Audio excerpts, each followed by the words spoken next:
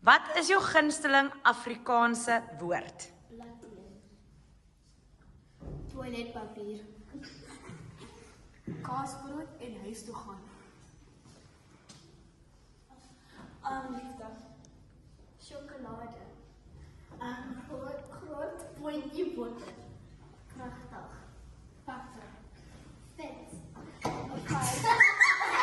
Is Afrikaans vir jou maklik of moeilik?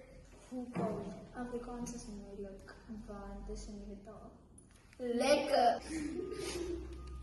Wat sal gebeur as dit sjokolade reën? Dan ek sal vet wees. Wat beteken hy eet soos 'n pond? Dit beteken dat hy eet baie min. Watter vak is vir jou die moeilikste en hoekom? Wiskunde, want dit is nie baie lekker nie. Wat maak 'n goeie onderwyser? Wat maak 'n goeie onderwyser is dat hulle is oulik en hulle is respekvol en hulle help die kinders met hulle huiswerk. Praat jy Afrikaans buite die klas? Wanneer?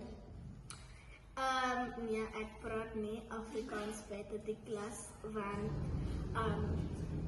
die juffrou sê ek moet Afrikaans praat in Afrikaans, maar wanneer ek is buite ek praat nie. Mooi.